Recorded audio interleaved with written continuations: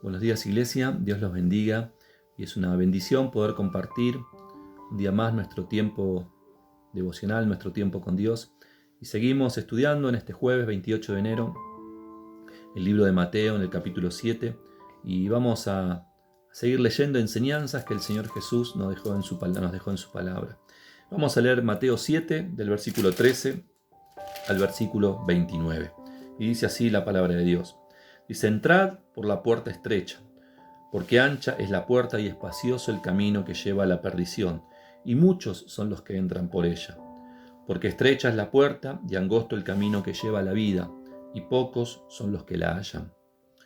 Guardaos de los falsos profetas, que vienen a vosotros vestidos con ropa de ovejas, pero por dentro son lobos rapaces. Por sus frutos los conoceréis.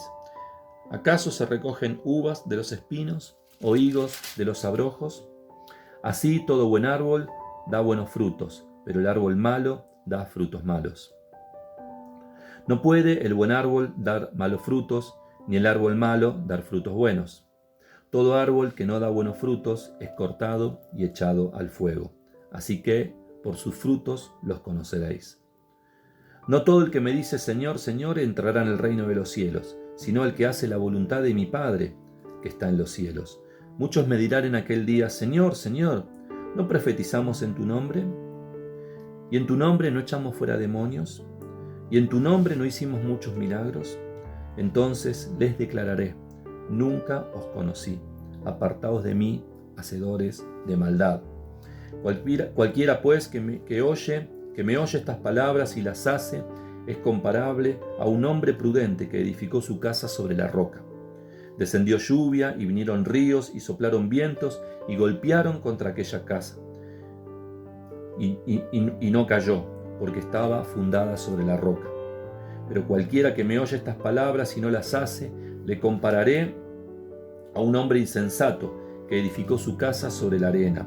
Y descendió lluvia y vinieron ríos y soplaron vientos y dieron con ímpetu contra aquella casa y cayó, y fue grande su ruina.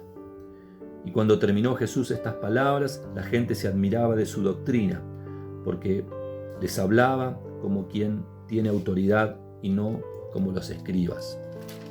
Y el Señor Jesús en estas palabras, en estas enseñanzas que leímos, casi en todo el tiempo está hablando de las dos alternativas que hay a lo largo de nuestra vida. Habla de dos puertas, de dos caminos, de dos tipos de hombres, de dos tipos de árboles, de dos tipos de constructores, siempre referenciando esas dos posibilidades que tenemos nosotros ante cada decisión de nuestra vida. Y la puerta ancha, el camino ancho, referencia muchas veces las cosas que las personas hacen porque están de moda, porque se ven influenciadas a hacer lo que todo el mundo hace, sin percibir claramente que esas cosas en verdad los están llevando a alejarse de Dios. La puerta angosta, el camino angosto, no refiere a un tema de espacio. No tiene que ver con que es un camino ancho y que vamos a ir apretados, sino más bien es un principio espiritual. Tiene que ver con un lugar donde nosotros andamos y muy probablemente pasemos por situaciones de incomodidad. La puerta angosta refiere un lugar al cual nosotros debemos entrar o debemos atravesar, muchas veces teniendo que despojarnos de cosas que tenemos, porque si no, no podríamos pasar. Y de eso que nosotros nos tenemos que despojar es lo que nos genera esa incomodidad. El Señor habla y que por eso Él dice que pocos son los que la hallan o pocos son los que transitan por ese lugar. Jesús menciona con claridad que la mayoría va a andar por el camino ancho y una minoría es la que va a andar por ese camino angosto. Y el cristianismo es la única religión, por llamarlo de alguna manera. Es un estilo de vida, pero para referenciarlo de alguna manera, es la única religión que principia en la negación de uno mismo, en el arrepentirse y cambiar nuestra manera de hacer las cosas, nuestra manera de pensar.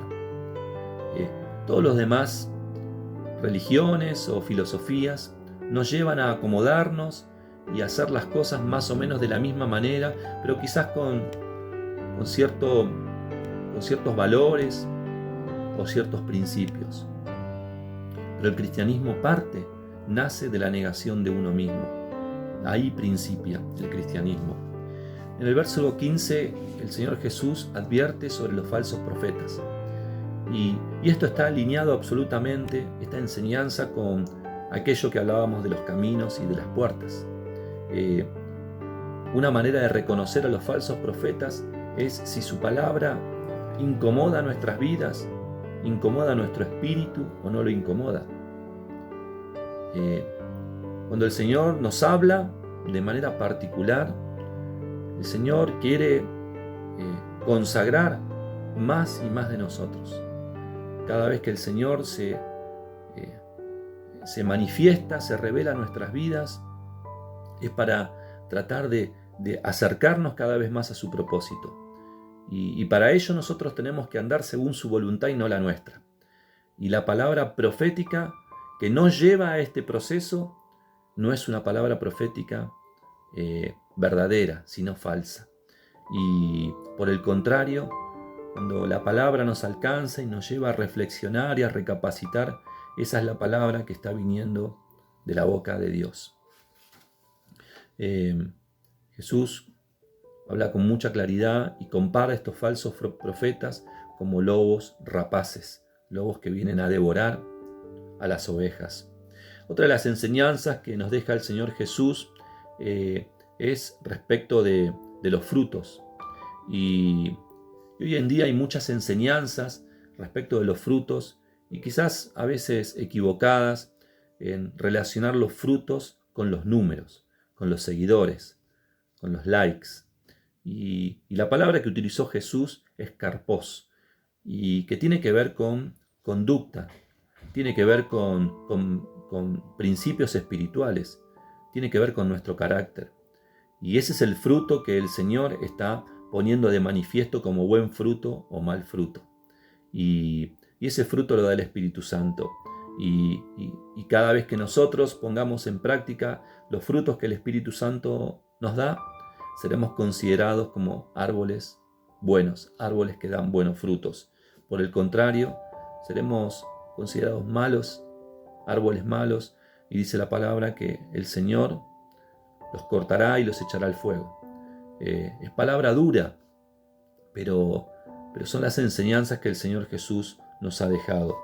Hoy no es tiempo de ser cristianos nominales, y el Señor habla que muchos le dirán: Señor, pero en tu nombre hemos dado palabra, en tu nombre hemos hecho milagros, en tu nombre hemos ministrado y personas han sido libres de demonios. Y el Señor les dirá: nunca los conocí. Si nosotros nos convertimos en cristianos nominales, muy probablemente los frutos no se manifiesten en nuestra vida, sino simplemente seremos personas que decimos que Jesús está con nosotros, pero son como esas personas que sigue diciendo el capítulo 7 acá, que escuchan la palabra pero no la ponen en práctica. Y esas personas, yo pensaba, y es como creer que nosotros nos ponemos debajo de la ducha para bañarnos y abrimos un paraguas, y por el solo hecho de estar bajo la ducha vamos a ser limpiados. Por el contrario, poner en práctica la palabra es ponerse debajo de la ducha y que el agua nos caiga, y aunque a veces esté fría y nos incomode, es la única manera de que el Señor nos limpie, de que el Señor realmente quite de nosotros todo aquello que no le pertenece. Y muchas veces hay personas que permanecen debajo de la ducha con sus paraguas abiertos por años, y esos son cristianos nominales. Y el Señor Jesús lo que dice en estas enseñanzas es que esas personas son como esos constructores que construyen o edifican su casa sobre la arena. y ante cualquier tormenta esa casa se desmorona, porque no estamos fortalecidos en todos los procesos que el Señor quiere hacer sobre nosotros. Por el contrario, aquel que acepta los procesos del Señor y se permanece debajo de la ducha, aunque el agua esté fría, son esas personas que construyen su casa sobre la roca. Y el Espíritu Santo, cada vez que nosotros nos acercamos a su palabra, el Espíritu Santo quiere hacer esa obra, quiere completar esa obra en nosotros. Y la única manera es poner en práctica todo lo que leemos, todo lo que escuchamos. Si no, esa obra del Espíritu Santo se trunca. Vamos a orar y agradecer a nuestro Dios por esta palabra, por estas enseñanzas que nos ayudan a reflexionar en qué camino estamos, qué tipo de frutos estamos dando. Gracias, Señor, por este día, gracias por tu palabra, gracias por enseñarnos, Señor, que tú estarás, Señor, sosteniendo nuestra vida, Señor, y, Señor, fortalecenos, Señor, para que todo lo que somos, Señor, nuestros corazones, nuestros pensamientos, Señor, nuestras manos, nuestros ojos, Señor, nuestras lenguas, nuestros oídos, Señor, todo lo que hacemos, Señor, glorifique tu nombre, Señor. Todo, Señor, esté dentro, Señor, de lo que tú estás esperando de nosotros, Señor. Todo dé buen fruto, Señor. Todo esté fortalecido, Señor, y establecido en tu palabra. Señor, ayúdanos a actuar conforme a todo aquello que tú nos has enseñado. Gracias, Padre, por esta palabra, en el nombre de Jesús. Amén. Iglesia, que tengan un día bendecido.